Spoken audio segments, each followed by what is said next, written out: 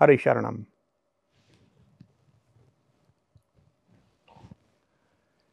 एक श्रद्धालु का प्रश्न आया है, जीवात्मा, आत्मा और परमात्मा में क्या अंतर है? कृपया समाधान करें। जीव किसी भी प्राणी को कहते हैं, चाहे वह मच्छर हो, चाहे वह कुत्ता हो, गाय हो, मनुष्य हो, देवता हो, ये सभी जीव हैं। ईश्वर जीव नहीं है। आत्मा कहते हैं परमेश्वर के अंश को।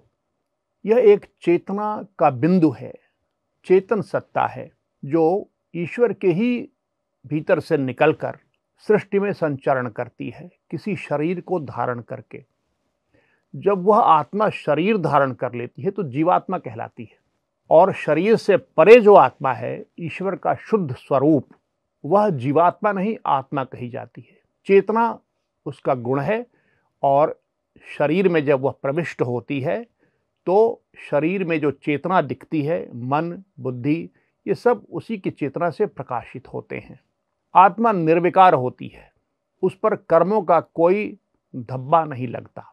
जीवात्मा कहते हैं आत्मा के उस रूप को जो प्रकृति के आवरण में बद्ध हो गया हो, शरीर धारण जिसने कर लिया हो।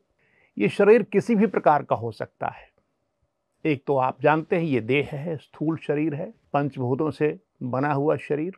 लेकिन जब यह पंचभूतों का शरीर, स्थूल शरीर नष्ट हो जाता है तो आत्मा इससे निकलती है एक सूक्ष्म शरीर लेकर। सूक्ष्म शरीर का अर्थ होता है मन, बुद्धि, अहंकार और पंच महाभूतों की पंच तन्मात्राएं और कुछ अन्य तत्व भी बताते हैं इसमें, सूक्ष्म तत्व। इनके समुच्चय को, इनके मेल को सूक्ष्म शरीर कहते हैं। तो आत्मा स्थूल शरीर के नष्ट होने से मुक्त नहीं हो जाती, बल्कि सूक्ष्म शरीर में कैद रहती है। अब यह सूक्ष्म शरीर जो है वह प्रकृति द्वारा दिया जाता है, ईश्वर द्वारा नहीं। पूरी सृष्टि ईश्वर और प्रकृति मिलकर बनाते हैं, परब्रह्म और परा प्रकृति। इन दोनों के मिलने से जीव उत्पन्न होता है।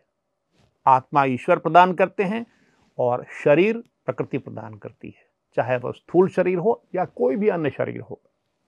उदाहरण के लिए, जब स्थूल शरीर नष्ट हुआ तो उसने, आत्मा ने सूक्ष्म शरीर धारण किया हुआ है और उस स्थिति में उसकी जो आकृति या साइज होती है, वह जो मनुष्य के बाल होते हैं उसकी जो नोक होती है उसे 100 भाग कर दें आप, और उस 100वें भाग के पुनः 100 भाग कर दें। श्वेताश्वतर उपनिषद के अनुसार ये उसकी आकृति होती है, इतनी सूक्ष्म होती है। लेकिन सूक्ष्म शरीर अपने आप संचरण नहीं कर सकता, मूवमेंट नहीं कर सकता, इसलिए उसे एक अतिवाहिक शरीर मिलता है जो उसको यहाँ से वहाँ ले जाती है। अतिवाहिक शरीर में जो पंचभूतों में गुरुत्वाकर्षण वाले एलिमेंट्स हैं, तत्व हैं, पृथ्वी तत्व और जल तत्व, वह नहीं होता, प्रधानता उसकी नहीं होती। वायु तत्व, आकाश तत्व की प्रधानता होती है। जब यह आत्मा सूक्ष्म शरीर को लेकर, अतिवाहिक शरीर को लेकर नरक पहुंचती है तो वहां उसे यातना शरीर प्रदान किया जाता है, जिससे वो यातनाएं भोग सके, कष्ट भोग सके। और वही आत्मा, अगर वह पुण्यात्मा है, पहुंचती है वैसी जीवात्मा स्वर्ग में, तो उसे स्वर्ग में एक अन्य दिव्य शरीर मिलता है जिससे वह स्वर्ग के सुख भोग सके। तो ये सारे शरीर हैं। तो जब तक आत्मा इन सभी शरीरों से मुक्त नहीं हो जाती, सूक्ष्म शरीर से, वो जो शरीर उसे मिलते हैं अलग अलग लोकों में जाने पर, उन्हें भुवनज शरीर कहते हैं। भुवन यानी लोक और ज यानी वहां से जन्मा हुआ शरीर। तो सभी लोगों के लिए अलग अलग भुवनज शरीर होते हैं, अलग प्रकृति के होते हैं। जो कर्म होते हैं या जो कष्ट भोगे जाते हैं कर्मों के, पाप कर्मों के और पुण्य कर्मों के, वे भी आत्मा द्वारा नहीं भोगे जाते, वह जीवात्मा द्वारा भोगे जाते हैं। यानी आत्मा के ऊपर जो मन, बुद्धि, अहंकार का आवरण है और आत्मा से प्रकाशित चेतना जो मन, बुद्धि, अहंकार में है, वह वास्तव में सारे कर्म वही करती है। वो एक फॉल्स सेल्फ है, छद्म आत्मा है। एक मूल आत्मा हुई ईश्वर का स्वरूप और वो छद्म आत्मा हो गई, जिसमें आत्मा भी शामिल है और उसके ऊपर आवरण है एक फॉल्स सेल्फ का, छद्म आत्मा का, नकली आत्मा का। वही नकली आत्मा सारे कर्म करती है और उनके भोग भी वही भोगती है। आत्मा उससे अछूती रहती है। लेकिन सृष्टि के निर्माण के लिए चेतना जरूरी है, और चेतना के लिए जरूरी है कि आत्मा उसमें स्थापित हो, मन बुद्धि अहंकार में। तो मन बुद्धि अहंकार और पंचभूतों के सूक्ष्मतर मात्राओं या पंचभूतों के सहित जो शरीर मिलता है, जब तक इन शरीरों में आत्मा स्थित है तब तक वह जीवात्मा है, व्यवहार में जीवात्मा है।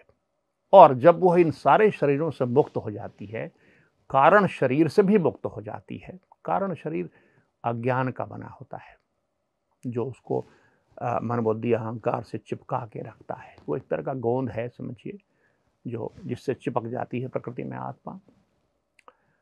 ये एक प्रतीकात्मक तौर पे बता रहा हूं मैं आपको। तो इससे जब मुक्त हुई तो आत्मा हो गई वो। परमात्मा कौन है? वो परम आत्मा है, वो प्रकृति से अलग है।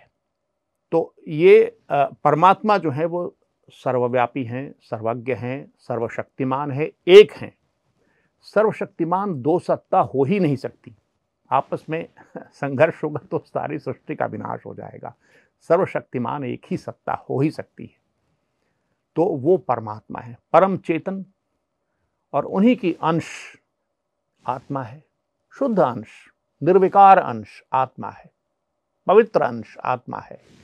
सारे विकारों की जड़ है प्रकृति, सारे विकार उससे उत्पन्न होते हैं। तो ये फर्क है जीव में, जीवात्मा में, आत्मा में और परमात्मा में। हरि शरणम।